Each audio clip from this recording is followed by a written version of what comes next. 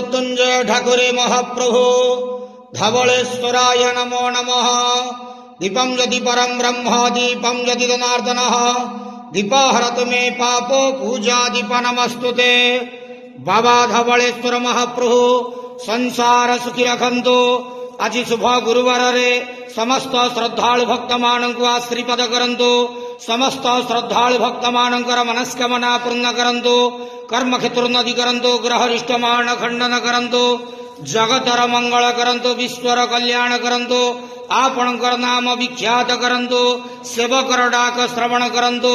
समस्त गुआवसा भक्त मानकर मनस्कामना पूर्ण करंतु।